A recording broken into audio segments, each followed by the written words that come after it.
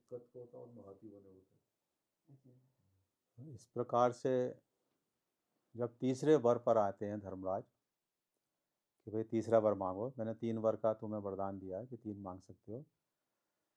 तो नचिकेता शुरू से ज्ञानी तो है ही, बुद्धिमान भी है, अग्नि विद्या उसने जान ली जिससे स्वर्ग आदि की प्राप्ति हो। तो तीसरे वर में वो आत्मा के विषय में जानना चाहता है, परमात्मा के विषय में। तो इसके लिए धर्मराज कहते हैं कि नचिकेता, ये आत्म तत्व जो विषय है ये सबके लिए नहीं है, इसके लिए कुछ योग्यता होनी चाहिए, कुछ नियम होते हैं, और इस विषय में देवताओं के मध्य भी, बड़े बड़े ऋषियों के मध्य भी समागम हुआ और इस पर विषय पर चर्चा हुई। तो उन लोगों के भी समझ में भी ये विषय नहीं आया, जो परमात्मा तत्व विषय है और आत्म तत्व विषय है, कि किस प्रकार हम परमात्मा से जुड़े हैं, उन्हीं से उत्पन्न हुए हैं और अंत में उन्हीं में लय हो जाएंगे। जैसे मैं बार बार यही कहता हूँ कि आप मानो या ना मानो, है नहीं, प्रत्यक्ष या अप्रत्यक्ष रूप से आपकी गति जो है वो भगवान की तरफ ही है। आप लुढ़कते पड़ते जाएंगे उधर ही, है ना। जैसे आपको मान लो इस संसार में सबसे ज़्यादा ज्ञानी बनना है, तो अगर सबसे ज़्यादा ज्ञानी खोज करोगे कैसे बने, तो वो परमात्मा ही है, उनसे बड़ा कोई ज्ञानी नहीं है। इसी तरह सबसे बड़ा बलवान बनना है तो परमात्मा से बड़ा बलवान कोई नहीं है। तो धीरे धीरे अगर तुम सांसारिक लक्ष्य लेकर भी चलोगे तो वो उन लक्ष्यों की पराकाष्ठा किन में है, परमात्मा, भगवान में तो है, वही एब्सोल्यूट है। तो उनके साथ क्या लगता है, परम। परम के माने उनसे बड़ा फिर कुछ नहीं, जैसे वो है परम सामर्थ्यवान, तो सब कुछ कर सकते हैं ना, उनमें सामर्थ्य में, परमात्मा में परम लग गया, कुछ भी कर सकते हैं। बाकी कहीं ना कहीं थोड़े से कम योग्यवान रहेंगे या कम बलवान रहेंगे, किसी कार्य करने में असमर्थ भी हो सकते हैं।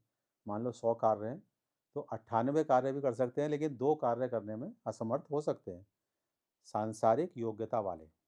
लेकिन परमात्मा के साथ क्या लगा, परम, एब्सोल्यूट।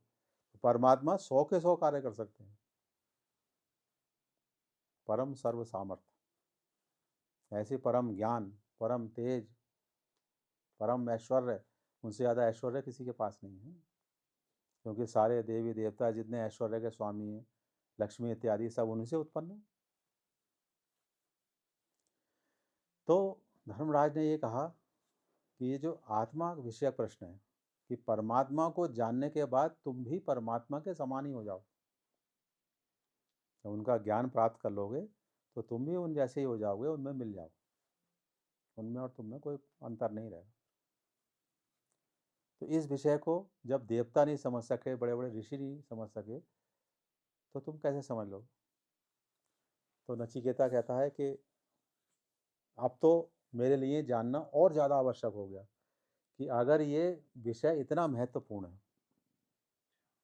कि जितने भी सांसारिक सुख, जितने भी सांसारिक आनंद, जितने भी सांसारिक ऐश्वर्य, जिन्हें हम समझते हैं ना भोग विलास ऐश्वर्य, जितने भी लग्जरी, लग्जरी कहते हैं ना ऐशो आराम और ये सब,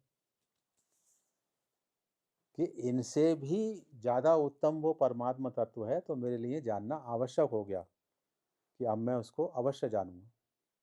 तो मेरा तीसरा वर यही है। और जैसा आपने कहा कि बड़े बड़े देवता भी इस विषय में नहीं जान पाए, तब तो मेरे लिए और भी आवश्यक है, और भी उत्तम है कि अगर उस विषय को मैं जान लूँ तो ये कितने मेरे लिए उपलब्धि होगी। तो मेरा वर यही रहेगा कि मुझे आप परमात्म तत्व के बारे में बताएं।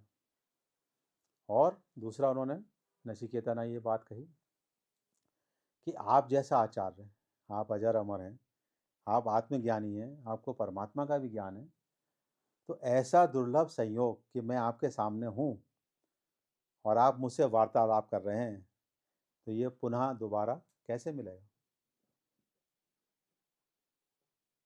तो मैं ये और कोई वरदान नहीं चाहता कि जब आप ये विषय जानते हैं तो मैं आप ही से ही पूछूं। बाकी विषय तो मैं औरों से पूछ लूँगा, लेकिन परमात्म विषय तो वो आपके पास है, तो मैं आपसे ही पूछूंगा।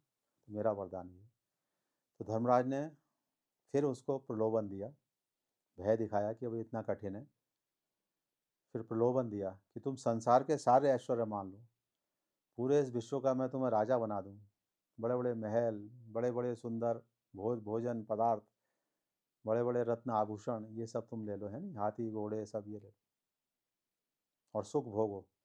और इन सुख को भोगने के लिए यम धर्मराज ने ये भी कहा कि जितनी उम्र चाहो ले लो, क्योंकि मैं मृत्यु का देवता हूँ। तुम सोचो 1000, 2000, लाख साल जितने चाहो कि मैं इतने साल तक ये सुख भोग सकूं, वो भी ले लो, लेकिन ये इसके विषय में मुझसे मत पूछो। तो उन्होंने ये क्यों कह रहे हैं मत पूछो? क्योंकि सीधा सीधा परमात्मा का विषय जानने का जो संबंध है कि जब तक हम सांसारिक सुख सुविधाओं या विषय भोग या जितना भी असत चिंतन कराता है, ये असत है नहीं, नाशवान, ये जब तक हमारे अंदर विचार भरा रहेगा तब तक हम परमात्मा की तरफ नहीं जा सकते, क्योंकि हम इसमें घूम रहे हैं, सारे संसार में ही हम रह रहे हैं, रोज हमारा क्रियाकलाप दिनचर्या इसी में, तो बार बार हमारे मस्तिष्क में यही आता। तो जब तक ये नहीं भूलोगे तब परमात्मा ज्ञान नहीं मिलेगा। तो इसलिए धर्मराज जानना चाह रहे हैं कि तुम्हारा कहीं इंटरेस्ट तो नहीं है इन सुख भोगों में, क्योंकि अगर इंटरेस्ट होगा तो वो जो ज्ञान है वो तुम्हारे अंदर प्रवेश नहीं करेगा, अगर तुम्हारी कहीं भी आसक्ति है ना। जब केवल भगवान को ही जानना चाहोगे, यहाँ की सारी सुख सुविधाएं नहीं चाहिए, कोई तुम्हारी इच्छा नहीं, कोई मनोकामना नहीं, राजा भी नहीं बनना, कुछ नहीं बनना, तब वो परमात्मा का विचार तुम्हारे अंदर प्रवेश करेगा या उनका ज्ञान प्रवेश करेगा। इसलिए वो उसे लोभ दिखा रहे हैं कि कहीं ऐसा तो नहीं है। नचिकेता कहता है कि जब आप खुद कह रहे हो ये सब नाशवान है, ये अमर तो है नहीं, सुख भोग के खत्म ही हो जाएंगे ना। बोले हाँ खत्म हो जाएंगे। धर्मराज बोले खत्म हो जाएंगे? तो बोले मुझे नहीं चाहिए। नचिकेता बोले मुझे नहीं चाहिए, जो भोग कर खत्म हो गई वस्तु मेरे पास रहेगी नहीं, मुझे क्यों चाहिए? मुझे तो वो ब्रह्म ज्ञान चाहिए जो हमेशा सदा ही मेरे साथ रहे। तो धर्मराज ने वो प्रलोभन भी दिया, भातेरा नहीं माने। तब अंदर से प्रसन्न हुए धर्मराज कि तुम वाकई सच्चे अधिकारी हो, तुम्हारी कोई सांसारिक कामना नहीं है, कोई स्वर्ग की कामना भी नहीं है। धर्मराज ने स्वर्ग का भी दिखाया प्रलोभन कि स्वर्ग में यहाँ से ज़्यादा अच्छे भोग हैं, वो ले लो, जितने दिन चाहो स्वर्ग में रहो। उसने वो भी मना कर दिया। तब वो समझे कि अब ये वाकई सच्चा अधिकारी है। तो इससे क्या योग्यता आई कि जब हमारी कोई सांसारिक इच्छा नहीं होगी, कोई सांसारिक मनोकामना होगी नहीं होगी, कोई हमारा सांसारिक लक्ष्य नहीं होगा, केवल परमात्मा को जानने का ही लक्ष्य होगा, परमात्मा को प्राप्त करने का ही लक्ष्य होगा, तभी वो परमात्मा मिलेगा, अन्यथा नहीं। ये इसकी योग्यता, और उसके लिए अनेकों साधन है। तो धर्मराज ने जब ये जान लिया तब उन्होंने वो आत्म विषयक उसको जितना भी रहस्य था, परमात्मा के तत्व का जितना भी रहस्य था, वो धीरे धीरे बताना शुरू किया। तो वो आगे उसको हम बताएंगे, है नहीं, कठोपनिषद में यही आता है। तो आत्मा के विषय में धीरे धीरे वो बताएंगे, तो फिर बाद में बताएंगे।